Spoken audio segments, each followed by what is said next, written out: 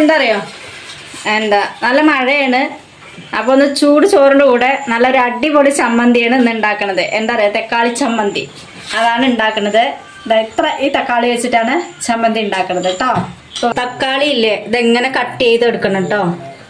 ഒരു തക്കാളീനെ ഇങ്ങനെ കട്ട് ചെയ്തിട്ടാണ് എടുക്കേണ്ടത്. പാന് ചൂടായി വന്നിട്ടുണ്ട്. എണ്ണ ഒഴിച്ചു കൊടുക്കുക.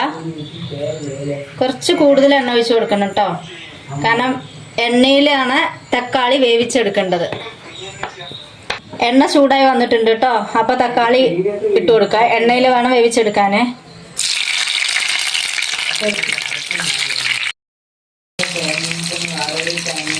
തക്കാളി ഇനി ഒന്ന് മറിച്ചിട്ട് കൊടുക്കുക.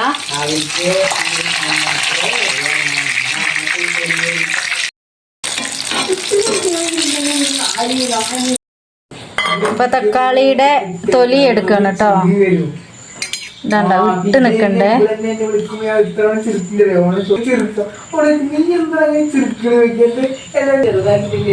കുറച്ച് വെളുത്തുള്ളി ഇതൊന്ന് എണ്ണയിൽ വേവിച്ചെടുക്കുക.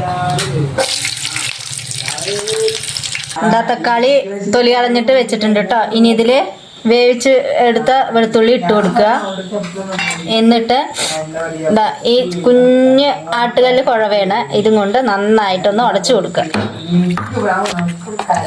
എന്താട്ടോ തക്കാളി നന്നായിട്ട് ഉടച്ച് എടുത്തിട്ടുണ്ട്. ഇനി ഇതിലേക്ക് സവാള കൊത്തി അരിഞ്ഞത്, ഒരു 3 പച്ചമുളകും, അത് എണ്ണയിലൊന്നും വേവിച്ചല്ല, നമ്മൾ പച്ചക്കാണ് ഇതിലേക്ക് ഇട്ട് കൊടുക്കുക.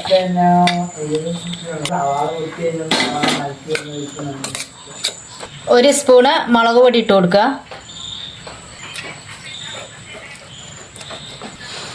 കുറച്ച് പുതിന ഇല, പിന്നെ കറിവേപ്പില ഇല പിച്ചി ഇട്ട് കൊടുക്കുക.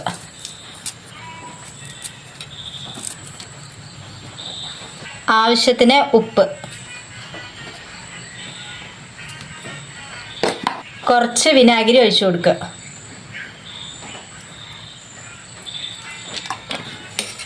എല്ലാം കൂടി നന്നായി മിക്സ് ചെയ്യാം. അപ്പോൾ തക്കാളി ചമ്മന്തി റെഡി ആയിട്ടുണ്ട്. അടിപൊളിയായിട്ടുണ്ട് കേട്ടോ. നല്ല മണം വരുന്നുണ്ട്. പുതിനയുടെ ഇലയുടെയും കറിവേപ്പില ഇല എല്ലാം പച്ചക്കാണ്. തക്കാളി മാത്രം വേവിച്ചെടുത്തിട്ടുണ്ട് എണ്ണയിൽ. വെളുത്തുള്ളി ബാക്കി ഒന്നും നമ്മൾ എണ്ണയിൽ യൂസ് ചെയ്തിട്ടില്ല. അപ്പം അടിപൊളിയാണ്. ചോറിന് പറ്റിയൊരു ചമ്മന്തിയാണ്.